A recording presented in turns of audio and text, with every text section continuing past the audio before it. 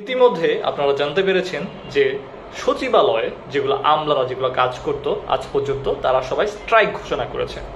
So আমরা কি আদৌ জানি যে এই স্ট্রাইক যে তারা ঘোষণা করেছে এই সরকারের বিরুদ্ধে, বর্তমান যে উপদেষ্টা আমাদের ডক্টর ইউনূস আছে তার বিরুদ্ধে, যে আমরা কোনো কাজকর্ম করব না, পুরো সরকারি অবস্থা কার্যক্রম সবকিছু স্থিতিশীল হয়ে যাবে। So the main reason behind this is doctor Yunus সরকার এই আমলাদের জন্য এক নতুন নিয়ম এবং আইন প্রথা চালু করেছে, যে প্রথার মাধ্যমে তারা যদি কোনো ক্রমে এই ঘুষ লেনদেন বা কোনো অনৈতিক কাজের সাথে জড়িয়ে পড়ে এবং সেটা যদি প্রমাণ স্বরূপ কোনো কিছু পাওয়া যায়, তাহলে সে রীতিমতো সাথে সাথে বরখাস্ত হয়ে যাবে। আগে যেরকম ছিল যে ট্রান্সফার হয়ে যেত, এক জায়গা থেকে আরেক জায়গায় ট্রান্সফার করে দেওয়া হইতো। So this rules will not be staying anymore. এখন নতুন একটা নিয়ম চালু হচ্ছে, যে নিয়মের মাধ্যমে এখন কোনো ট্রান্সফারের কথাই নাই, গল্পই নাই, ডিরেক্টলি বরখাস্ত করে দেওয়া হবে।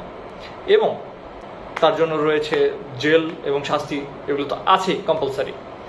সো আগের মতো তারা তো আর ওই টেবিলের তল দিয়ে টাকা লেনদেন করতে পারবে না। This is the only reason যে তারা আজকে মাঠে নেমেছে, যে আমরা আর কোনো সরকারি কাজ করবো না। আরে ভাই, তোমরা কাজ করবা না, কইরো না, তোমাদের দরকার নাই। নতুন প্রজন্মের তরুণরা কি নাই?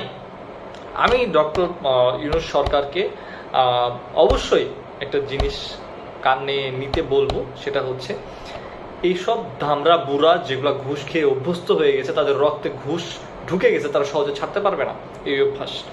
তাদেরকে, তারা যেহেতু কাজ করতেই চাচ্ছে না, তাদেরকে পুরোপুরিভাবে সম্পূর্ণভাবে বরখাস্ত করে নতুন তরুণদের এবং যারা চাকরি করার জন্য পারফেক্টলি ফিট, কোয়ালিফাইড, তাদেরকে নিয়ে আসা হোক।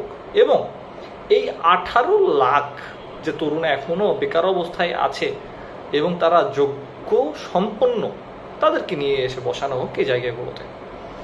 একটা জিনিস আমাদেরকে বারবার মাথায় রাখতে হবে, যে যখন আন্দোলন, জুলাইয়ের আন্দোলনটা ঘটেছে, তখন আমাদের রাস্তার রিক্সাওয়ালা থেকে শুরু করে, কাজের বুয়ার থেকে শুরু করে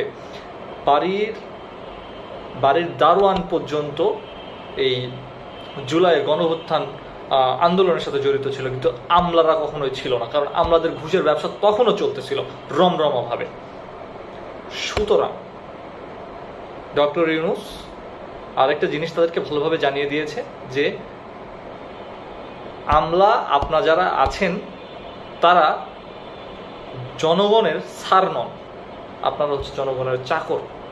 আর এই জিনিসটাই তারা মানতে পারছে না, বিধায় তারা এই প্রোটেস্ট এবং আন্দোলনের ডাক দিয়েছেন।